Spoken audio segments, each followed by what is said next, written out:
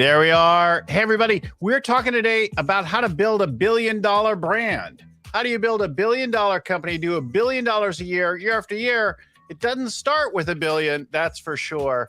We're talking with the founder of UGGs. UGG founder Brian Smith is our guest today. We'll get to that in just a minute. Hey, everybody. I'm Bill Gallagher, scaling coach, host of the Scaling Up Business Podcast. Our show comes to you every week with business leaders, thought leaders, authors, entrepreneurs, coaches, and more, all about how to grow and scale your business, the challenges that you face, to get the strategy right, to get the team dialed in, to execute well, to optimize and manage your cash, and to navigate all of that as a leader. All those areas and more we talk about every week now. For years and years, we bring our show to you. You'll find all those shows and more wherever you're getting this right now. YouTube, LinkedIn, Facebook, Twitter, I don't know, wherever, Spotify, Apple Podcast, Stitcher, etc., all that and more, or scalingcoach.com. Our website is at scalingcoach.com, and that's where we've got all the back catalog and that kind of thing. We're actually redoing that right now. I'm very excited. Can't wait to reveal the new show, the new site with our new branding, bunch of new things on it soon at scalingcoach.com. All right, we're about to get into it now. Welcome to the show, Brian Smith. Hi, Bill. How you doing? Brian is down in San Diego. I'm up in San Francisco. I met Brian recently in San Francisco, where he gave a talk to a group of entrepreneurs there, and I was really glad to meet him. I loved when you opened the conversation, and he shows this Pink Floyd Dark Side of the Moon shirt, and he's like, I bought this album. I was listening to this album. I'm like, that was the first album I bought myself. I was a little bit younger, and I bought it on the North Shore of Oahu, where I had just been surfing in the town of Haleiwa, and I bought it this little head shop, I think you call them in those days, head shop, record shop, all kind of combined together. Right. Dark Side of the Moon, my first personal purchase album. That's fabulous, yeah. And here's the thing I love. So I like unusual sports and outdoor things and things like that. I started surfing at a very young age. I still do a little bit. Mostly today I do this wing foil surfing. Oh, that's fabulous. Yeah. So when you were talking about your journey and how you didn't really like traditional business, which I'm going to let you tell your story. Yeah. But here's a guy for our listeners, our viewers, who started a company, went through many ups and downs, over 20 years to get it to that place where it went through $1 billion, and many near-death experiences for the business anyway. So I'm glad to welcome to the show. Thanks, Bill. Yeah, the reason I opened with the Pink Floyd shirt is that I heard the words, and then one day you find 10 years have got behind you. No one told you when to run. You missed the starting gun, right? And I just graduated as a chartered accountant, and I quit the same day after 10 years of studying. And I realized there was more to that I wanted out of my life than being an accountant. So those words galvanized me, and I ended up, meditating, thinking, oh my God, all the big trends are coming out of California. So I just decided to go to California on a whim, and I'd always wanted to surf Malibu. So I arrived at LA and rented a little house in Santa Monica and bought a van and went straight up to Malibu. And I was really on a mission to find the next big thing, like waterbeds or Levi jeans or, surf brands that all come from California. And I spent probably 4 or 5 months just pretty much surfing all the time, but keeping my eyes out in newspapers and business magazines and things. But it was one day in late October, the water had got real cold and the wind was chilly, and I was sitting on the beach at Malibu. I was pulling on my sheepskin boots that I'd brought from Australia, and I just had this massive dose of goosebumps, like, oh my God, 1 in 2 Australians has some sort of sheepskin footwear, and there is none in America. And that was like a massive goosebumps, event again. And I looked at my buddy, Doug, and just said, oh, man, we got to go into business, man. We're going to be instant millionaires.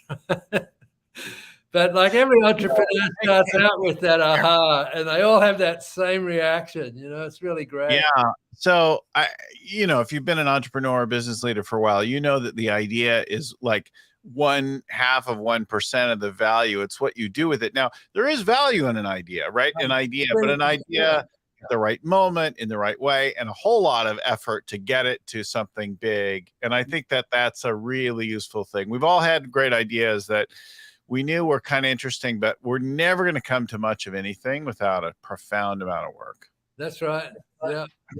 Yeah. So we ended up calling a couple of manufacturers down there, and we got to be distributors for one, and we ordered 6 pairs of boots. And Doug, my buddy, was going to be the salesman. He went around to every shoe store in Southern California and came back with about 150 business cards. But he just said, Brian, everyone tells me that we're crazy trying to sell sheepskin in California. And on the surface, that sort of was logical, but California's climate's identical to most of Australia. So it wasn't the real answer. And it turned out that, we had to think laterally. When you're an entrepreneur and you hit that wall, you got to figure out a way around. And I thought, well, all my buddies up at Malibu think this is the best idea in the world. And it struck me that, oh my God, all those guys had been down to Australia surfing, and they brought 4 or 5 pairs back for their buddies. So within the surfing community, it was really well known. So, looking for the low-hanging fruit, Doug and I just said, okay, let's go after the surf shops. And the initial reaction when we went in and showed the samples was, oh my God, fantastic. You're going to make a fortune. And so that spurred us into realizing that we had to get some inventory. So we raised 20 grand just like so easily from a group of friends. And we bought 500 pairs in from Australia, and they arrived in mid-December, and we got them all together and went on the road again to all these surf shops that said it was going to be so fantastic. And every one of them just went, oh my God, that's great, Brian, but we couldn't sell them in our store. We just sell surfboards and trunks and flip-flops, And so the bottom line is the first year's sales of UGG was 28 pairs, if you can believe that. Yeah, retire on that. It would be $1,000, But, in retrospect, if you look at every business listed on the stock exchange pages of the Wall Street Journal, every one of those companies at some time back in their beginning probably all started out with $1,000 in sales, right? So it led me to write my book, which was it's called The Birth of a Brand. There you go. Birth of a Brand. And the theme of the book is that you can't give birth to adults. Everyone that starts a new business, they conceive it, they have the idea, and then they take the first action. And for me, the birth of UGG was buying 6 pairs of samples, right? And then hang on, pause. Your story's good. I want you to tell, but I want to not rush through both the saying and that idea. Sometimes I'll hear people like, oh God, I'm tired of hearing all these big companies. Why do we talk about Southwest? Why do we talk about Costco? Why do we talk about, I'm like, because they all started as like teeny tiny companies. Now, someone with an idea. Yeah. A small thing, a small idea. And then they got going with it. Almost nothing is launched with major investment. Now, companies spin off divisions and they create things like that. But most companies that end up as something later start up as a very teeny thing, a couple of customers, a handful of products, and then later there's millions and billions sold, right? So, and that second thing that you said there was you don't give birth to adults, right? We give birth to an infant that needs a great deal of nurturing and training and rearing to get to that place that is fully mature. Absolutely, yeah. That first infancy is horrible for every entrepreneur because they think they're failing, and that's when most entrepreneurs give up on those ideas. But if you can nurture it through that infancy, it'll start toddling, and you get magazines writing articles about you, and all your true believer friends is telling all their friends about it, and that quickly goes into the youth phase, which is really the best. It's got your consistent inventory coming in, the sales and marketing's working, the accounting and administrative, the warehouse is working, and you can run a $20-30 million company in that youth phase. But if it's a really great product or a really great service, you hit the teenage years, and that's when all bets are off. You remember wanting to be at every party on a Saturday night when you're a teenager? Well, it's so dangerous in business because you want to be in every major trade show and every mass retailer, and you can outstrip your capital so quickly and go bankrupt in that phase. I was on the edge several times. I'll let you go on in that, but consider this: breakthrough, breakdown, breakthrough, breakdown. That's the cycle. You have a breakthrough, you get a bunch of orders. Now you're like, oh shit, how are we going to produce it? How are we going to fund it? How are we going to ship it? How are we going to, and then every time you have one or the other, then you've got something. Now you deal with the breakdown, suddenly you have another breakthrough, but then what comes after that is another breakdown. Yay! Yep. I've never heard it put in those terms, but you're absolutely right. That's exactly how it works. And if I look back on the whole 20 years of UGG that when I owned the company,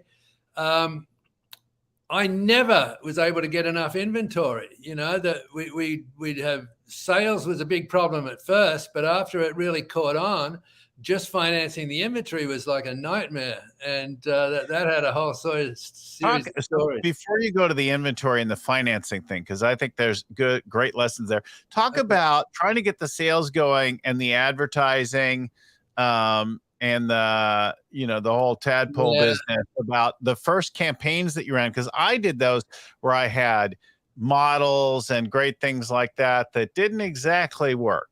Yeah, and it was a 4-year episode in me learning about branding, and I started advertising with these models on the beach at Windansea in La Jolla, and had beautiful, perfect hair and clothing and the big white tall boots, the major part of the ad. And I ran those ads and the sales went from like 6 to 10,000. It should have been way more. And so the next year I got better looking models and another expensive photographer and did the same thing. And the sales went to like 20,000. It was just horrible. And it should have been way more, And that third season I decided, okay, I'm going to give up. It's too hard. Americans don't understand sheepskin boots, and I don't seem to be able to hit the mark on advertising. And I was having a beer with one of my retailers, and I was explaining that I was going to go out of business. He'd go, oh, shut up, Brian. And he calls out back to all these little 12, 13-year-old grommets who, keep their surfboards in the shop. And he said, what do you guys think of Uggs? And every one of them just went, oh, man, those Uggs are so fake. Have you seen those ads? Those models, they can't surf. And like instantly I realized I've spent 3 years advertising the absolute worst image to my target market. In other words, I was killing my brand in trying to get it going. I thought I was doing all the right things. So I ended up lateral thinking again, and I called up a buddy who is running this Scholastic Surf Association in Orange County. And I said, Pete, you got any young kids who are going to go pro soon? And he gave me 2 guys, Mike Parsons and Ted Robinson. And I just went surfing with them to Black's Beach in La Jolla and Trestles up in San Onofre. And these walks, I just took a photograph of them walking to the beach and back from the beach. And I knew every little kid who reads Surfer Magazine would just die to be walking along the path with Mike Parsons or Ted Robinson, And I ran the ads in November, December, and the sales went to $220,000. Just why? Because I'd finally, created an image that I knew every reader wanted to be in. And the UGG boots in the ads were like so tiny, you could hardly see the boots in the ads, right? So that led me to the realization that you never advertise your product. You advertise the features and the benefits, and the more emotion you can get into the ad, whether it's a TV ad or a Facebook ad or even, the paper we were doing in magazines, the more you can get people that want to be in that photograph, that's how successful you'll be. And that's a really, really useful thing to point out. So you in one case they wanted to be the thing. They're both intended to be aspirational. When we hire models and put them in a beautiful place, it's Yeah, because sometimes people imagine and want to be those models in those places. But in your case, trying to appeal to young surfers, they didn't want to be those people. They were viewed as plastic fashion people. absolutely. It was They so wanted to horrible. be, their aspiration was to be the gritty surfers walking down a dirty road to Yeah, a lesser known, and or that, a yeah, surf break that's harder and to find. that image created a whole movement in the youth of Southern California beach areas, because every cool kid, was saying, "Hey, mom, all the cool kids have got UGG boots at school. I want a pair of UGG boots." And it became such a social pressure that it just took off. And that was the beginning of me then switching from advertising to how the hell do I get product? Right. Yeah. So the first breakthrough is actually creating the demand, right? Yeah, At first, you're trying to figure out who to sell it to and how to get them to buy it, and you're trying things and spending things. Now you've got something up. Now you've got to produce it and pay for the production. yeah, yeah. So the branding phase, I just figured out, like, a brand is not your trademark registration, and a brand is not your logo, and a brand is not your product, right? Your brand is what the consumers think of you. And I'd finally overcome that obstacle. Now I had everybody just wanting to be in on it. And so the whole next phase was trying to position the company to like raise money at banks and things, trying to get enough money for the inventory. And that turned out to be, even though I was a chartered accountant, I quit that to become an entrepreneur.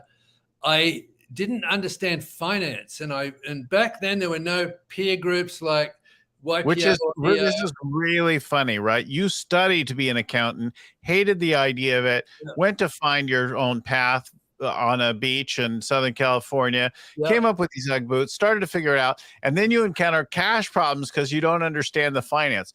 Really hilarious. it is. And you would think accountants understand it, but finance is a totally different thing. And this is before, now you can go to the software aisle in a store and buy a program on how to start up a business, and it's got all of the spreadsheets and the forecasting you need. Well, I had none of that. I had to totally wing this on my own. And that, for years I'd be trying to raise money at banks, and they go, "Oh, it's a fad, it won't be around next year." And after 6 or 7 years of this, I'm going, it ain't a fad. And they go, "Oh, fashion, it'll," so I was always really having difficulty raising money for inventory. It's funny because really, like, the shoes were pretty basic in the beginning, the boots. And Yeah, then, but if you look at them today, all the different colors and variations of UGG, it really is fashion, it but it's a really has fashion where become. you're continuing to drive within the platform Yeah. of that. Yeah. Yeah, yeah, it was an evolving process. It started with California, and then I got into the snowboarding and skiing, and using the same method this time, I got young snowboarders, with the crazy colored hair and everything, and that really made it take off in the ski areas. And I had a lot of trouble trying to figure out how to get to the kids back east, But ended up traveling with one of my sales reps at a sporting goods store, and I said to the guy, "Well, what do the kids do here in winter?" And he just said, "Oh, what do you mean? They all play hockey." And when I did some research, I realized hockey's way, way bigger than surfing.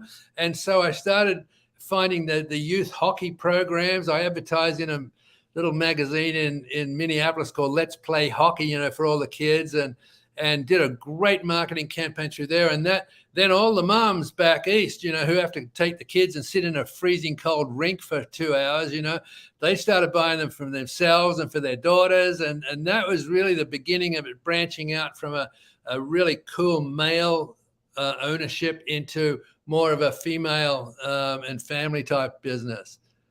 Yeah, yeah, I remember really clearly when all of a sudden I saw all the women and girls on the ski slopes, right? In Right. the after ski, walking around in their UGG boots. And I thought, wow, those look fantastic. After you've been skiing all day and your feet have been cramped in a boot, Yeah. the idea of putting those on looks Yeah. fantastic. But even that market had its problems, because so much of the ski areas would go, "Oh no, that's sheepskin. It's way too delicate. We have mud and we have slush and we need rubber. We need sorrels, right?" And just breaking through that barrier of all the the ski shop owners was really, it took a couple of years. And finally, I was able to convince this one woman, and she owned about 8 ski stores. And I finally convinced her at a trade show to put an UGG boot on. And she just told us that it would never work, back east. And she put a foot in it and went, oh my God, I could sell thousands of these in my after ski department, And she put in one order that was bigger than her previous year's sales, right? So I had no idea that anyone could order this many boots. And that turned out, years and years later, I would have, the owner of one of the biggest sporting goods chains in California just walked into the trade show booth and said, okay, I need 8,000 pairs. Tell me what sizes and colors, So, going from like 160 pairs, which was like a humongous order, to 8,000, it just showed you how the UGG did eventually scale. Talk to us about your knockoff competition, the Thug Life, the thugs that were sold, and how you discovered those, and kind of share that story. Yeah, that's a pretty long story. I'll just give you the highlights at the end of it. But the bottom line is my partner had died, and my supplier didn't think I was going to be able to pull it together and be able to finance it. Because my partner was the money man. And so over the progressive, this was in February, and, we ship every September, October. And for months and months, I was sending orders down to him, and he would keep saying, well, I just can't find the skins, or how are you going to pay me? And I was busy trying to, with a business plan, trying to raise a couple of $1 million just to pay the inventory. And it got all the way down to the wire in September. And the trade show was coming up, and we didn't have any way to get new product for even though the sales were in the millions, And this, I got to this trade show, and I found out that all of my product, I had new black ones and charcoal ones and all the natural and sand colors. And this other booth was called Thunderwear, and they had done a deal with my supplier, and they'd never told me. And they were sort of back ending the product into Thunderwear. They called the brand was Thugs, right? Which I thought was appropriate. And, I thought I was out of business, but I'd been in negotiations with a tannery in Australia. And when he heard what had happened, my supplier did an end run, he just said, screw him, I'll get you all the boots you need. And so he cranked up the tannery, and he got 5 manufacturers on board and started sending me product. And by the end of December, we shipped about 60% of all of our orders. We threw away millions of dollars of orders that year, but at least we were still in business. It was one of the very, very lucky breaks there were many lucky breaks. And if you read my book, it's full of disasters, lucky breaks, and that's really what being an entrepreneur is all about, not giving up. Yeah, I think that's really key. Don't give up.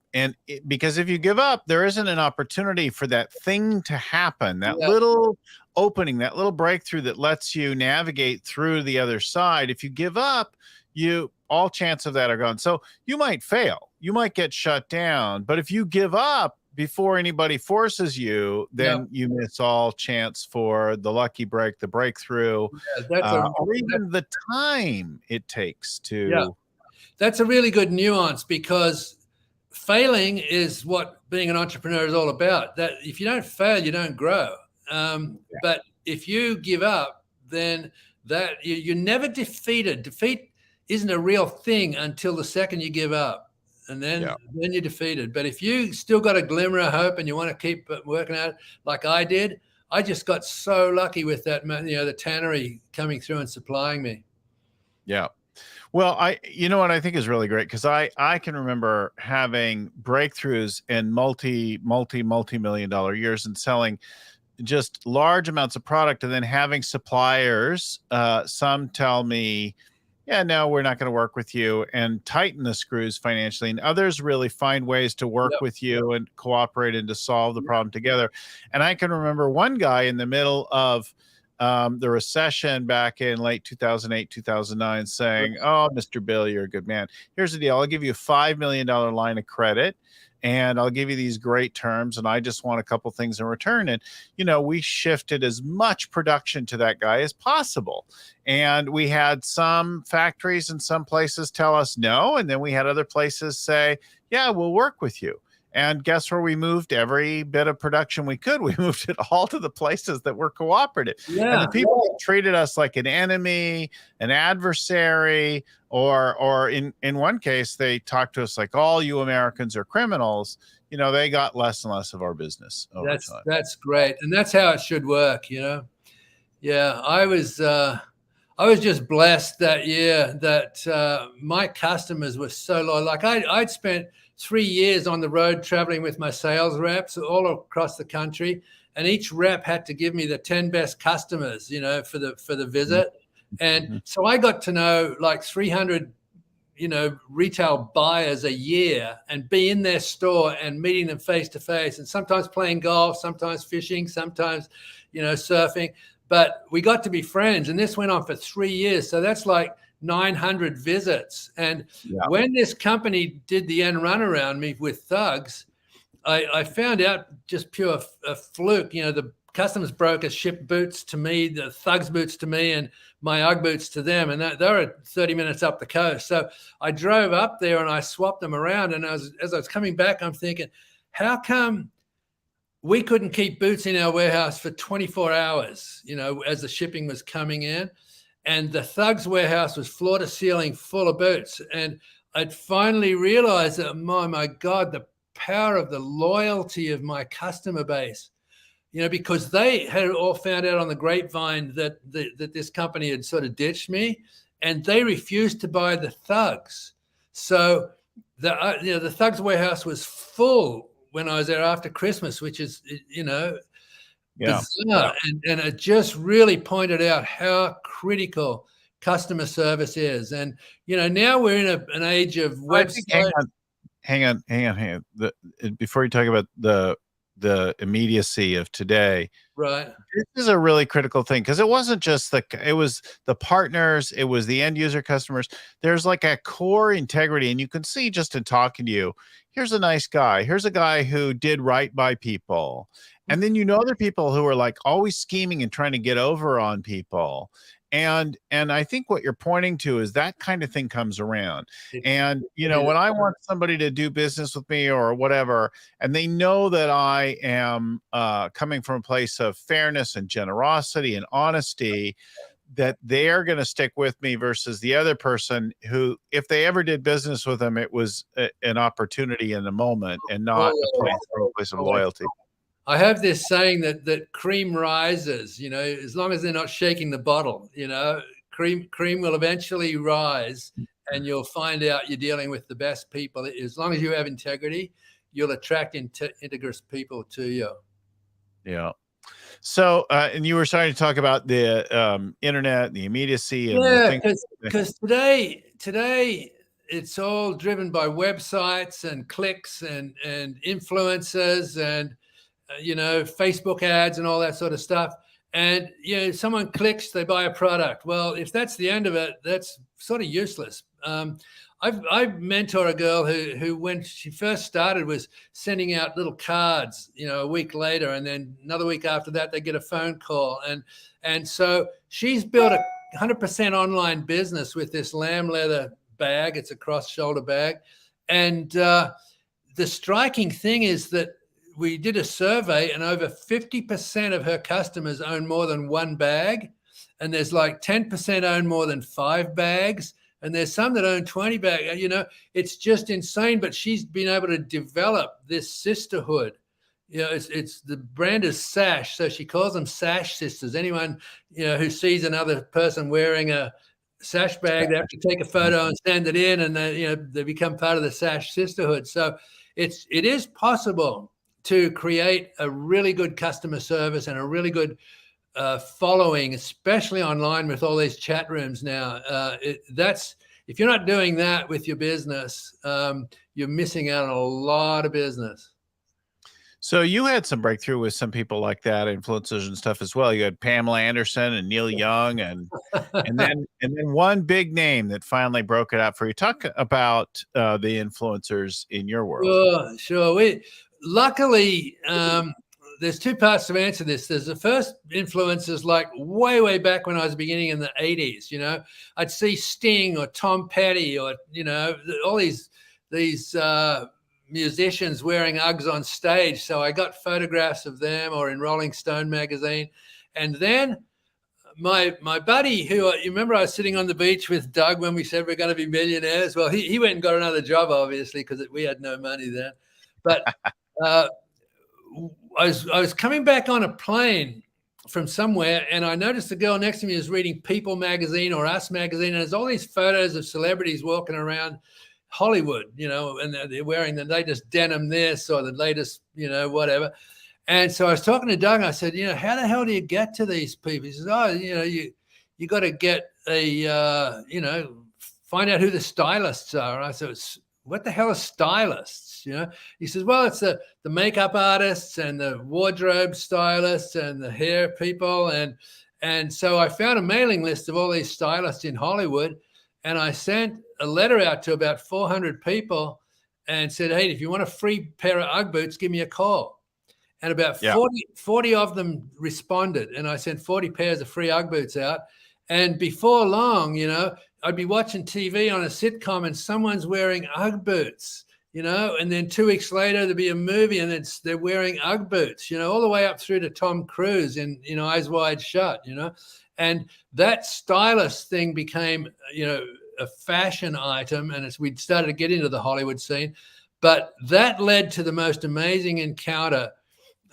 We'd been shipping boots to this woman in London, Trudy Styler, who is the wife of Sting, for years. And one day she called up and, Brian, I need a biggest favor. I've just been to a seminar. It's changed my world. I need the most perfect pair of size, whatever, tall sand Ugg boots. And here's where to ship them. And I go, yep, I'm ready. She goes, Oprah, care of Oprah Winfrey, Chicago, right? And that was when she announced that, Uggs were her most favorite things. And she put us on the Best Picks for Christmas show when she was at the absolute peak of her popularity. We had 22 minutes of nothing but Uggs on Oprah. And that was what really broke the whole thing open. Like, and this is, you remember how we opened the show? I'm going to teach people how to be a billionaire, right? Well, the interesting thing is you can't start a business that's going to make $1 billion, because you need number one, the product or the service has to be fantastic and radical breakthrough, right? You can control that part. What you can't control is that you need a worldwide societal shift to happen, which picks up whatever it is you've got and runs with it because you've been there working at it for so long. Some great examples is Nike. They were failing 5 or 6 years trying to get into the running industry, advertising in running magazines and colleges and things like that. And then the sport of jogging took off. And everyone's going, I need the best running shoes, And so they buy all these old magazines, and who's been there? Nike, right? Not doing very well, but they're always there, right? So that's when Nike got picked up and went into the millions and the hundreds of millions and billions, right? And Reebok's another one. They were trying to sell for nearly 10 years in Santa Monica this dance shoe, and they'd been advertising in the dance magazines and, high school cheerleading events and shit like that. And eventually the sport of aerobics took off, completely outside of Reebok's control. And everyone's going, well, what's the best dance shoe? And look at the magazine. Oh, there's Reebok. Let's get them. And they got into the millions and the 100 millions and billions. And that's what happened with UGG. As soon as Oprah started to talk about it as one of her favorite things, we were already doing millions at that time. And it was really close to when I sold the company. And we, UGG then, after I sold it, got into, we were already in the millions, but they went into the hundreds of millions and eventually the billions. So So that's one key. I want to applaud everyone who's trying to start $1 billion business today, but just have that reality check. If you get to 20 million, you're a winner. You get to 100 million, you're an absolute star. If you can get it to 300 million, which is where most big companies they have a ceiling because they haven't had the societal shift happen. In fact, that brings up a great story. Right before COVID, I had to go up and speak to 300 employees at Zoom. And afterwards, the CEO and a couple of the founders took me out for dinner, and they were up to 240, 250 million, right? And they're just crying the blues about everything they try. They think they've got every corporate customer involved, and, there's no way consumers are going to buy it. It has to be corporate. And then, 3 months later, COVID, all the restrictions hit. And I think Zoom was one of the fastest billion-dollar growth things I've ever seen, So it just highlights that without the societal shift, and back on Nike, I read, the book Shoe Dog by Phil Knight, the founder. And it turns out that UGG's first 5 years sales was greater than Nike's first 5 years sales, right? So they were in infancy just like I was.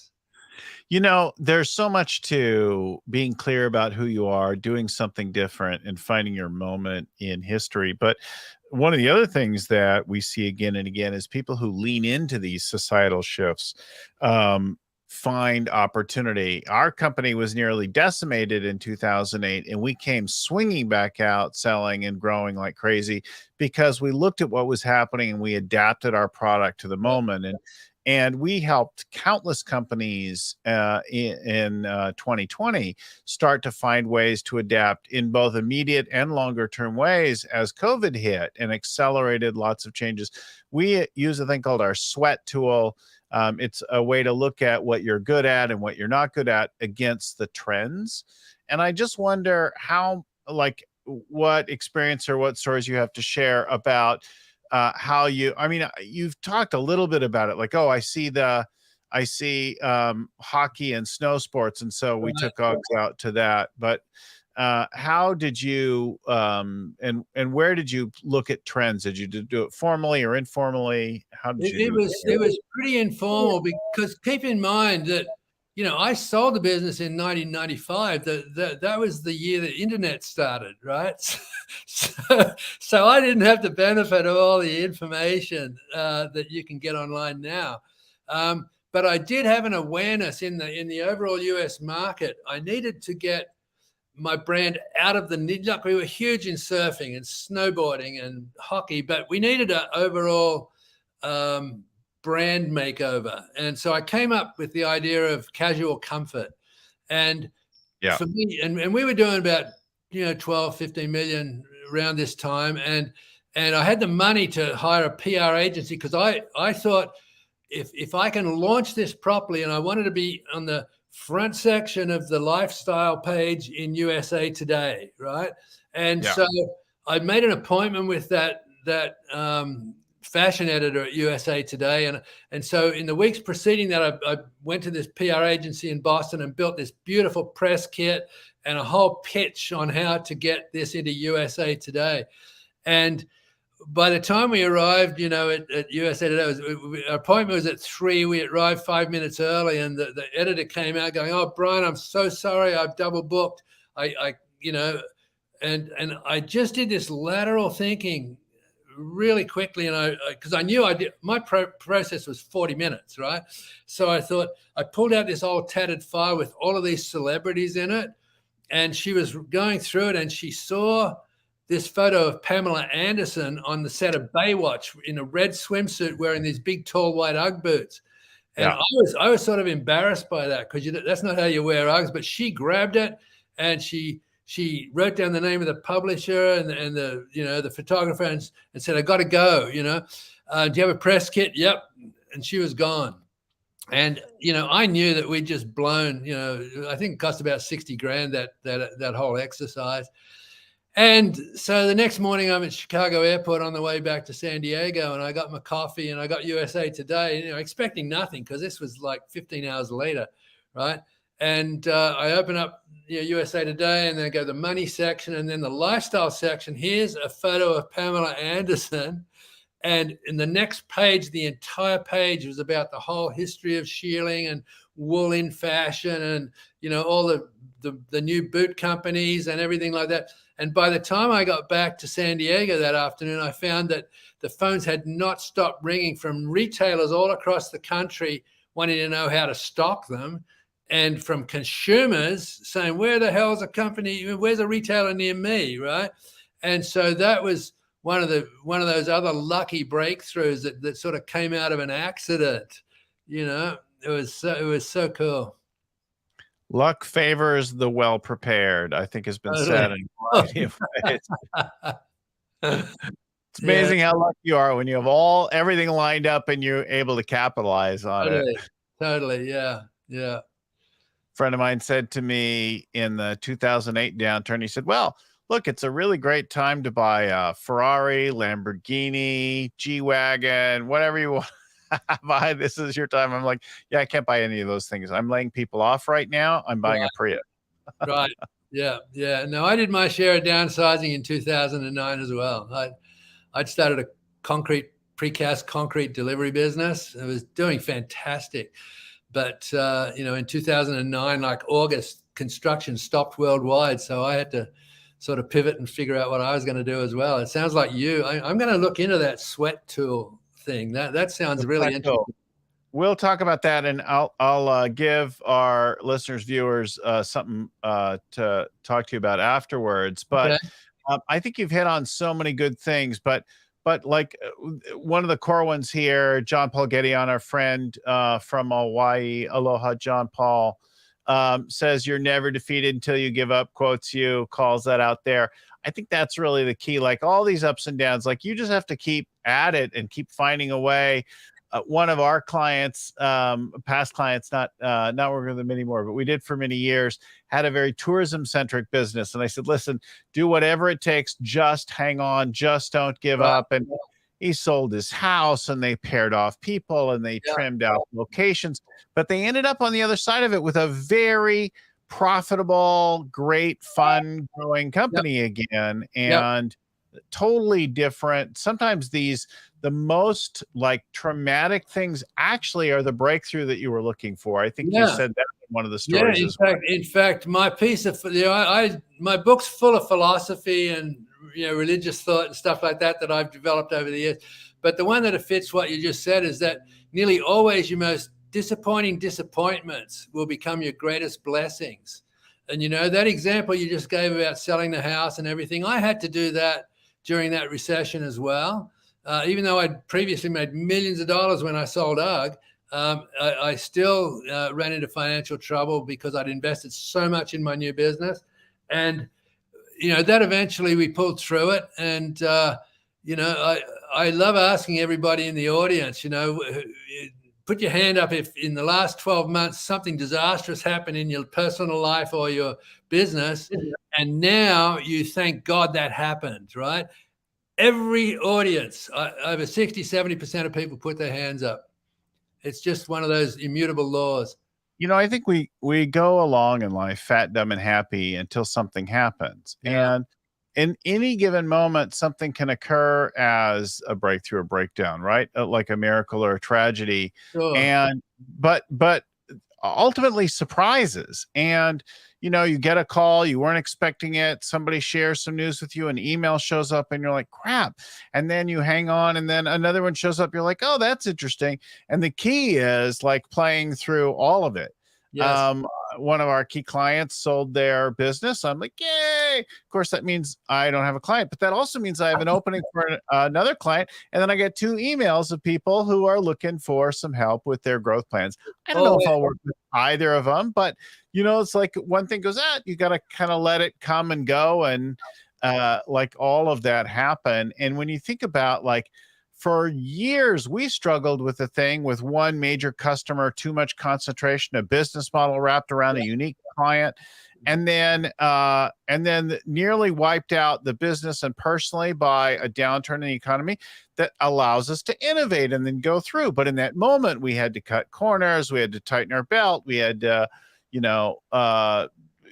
think frugally, but we also have to think freshly and not give up. And I think that's what comes through again and again in your book.